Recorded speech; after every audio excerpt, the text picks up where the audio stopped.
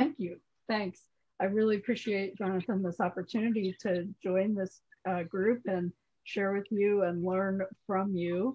I am, compared to all of you and the experiences that you have shared in your intros, I am definitely the most novice person here in terms of tech and math and everything else. I've been blind all of my life, and I went to a small liberal arts college here in the US, and my major was in the social sciences. And so I did not do, and part of the thing was that I had, as you were just mentioning, trouble getting more advanced math texts in Braille. And I was actually very lucky that throughout my high school days, I was able to get books uh, put into Braille, like with trigonometry and things like that, and geometry with little diagrams, raised diagrams and things. And when I got to college, I learned that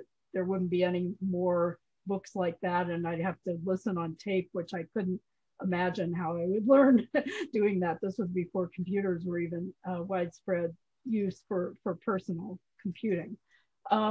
So I graduated and went into working with nonprofits, and then working at a college, primarily working with students, helping to make sure that they succeeded and were able to graduate. So very much kind of on the human relations end of things. But I've always been a very avid user of tech, and because I have to use adaptive equipment, uh, a software, uh, kind of screen reader, and a Braille display I've used throughout my time, various pieces of equipment for that. And so I've always been really interested and kind of learned more than the casual user about using technology. And then I also had to do some admin things for some of the systems that I was managing, web-based systems for the students to use.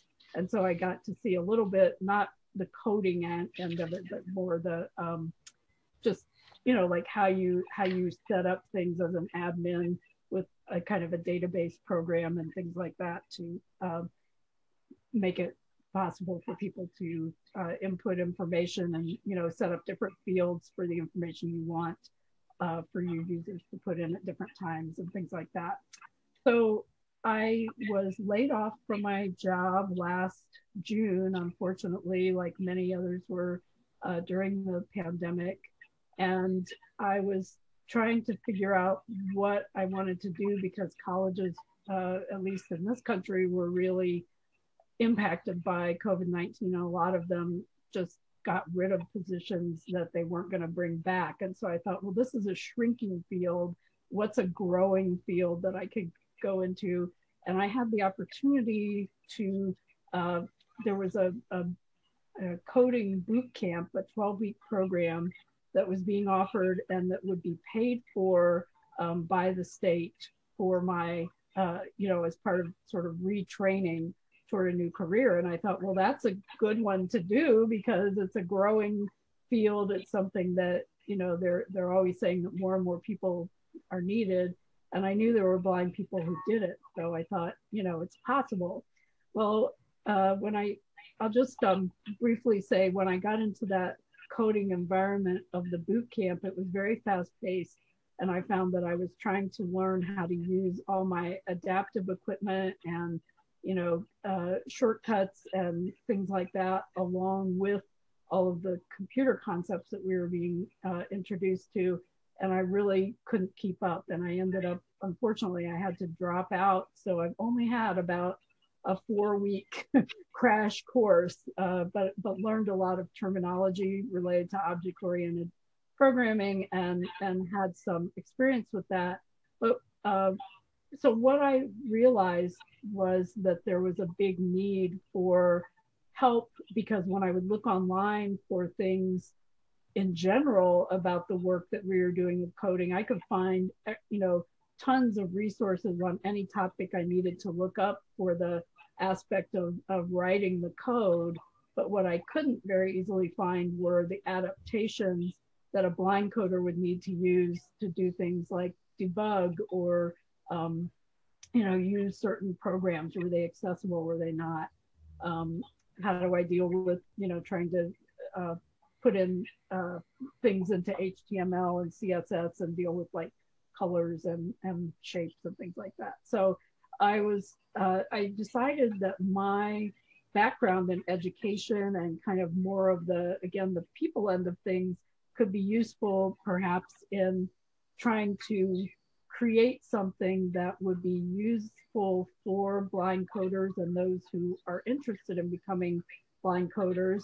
And so I put together an application for the Holman Prize to create a place on the web that would provide a lot more organized and easy to find resources for blind people about different issues related to accessibility, usability of different products, but also just how to learn different concepts that may be more difficult for blind coders to grasp, or that we have to learn differently because of the way that Braille and is laid out, and we can't look at sort of schematics and things like that.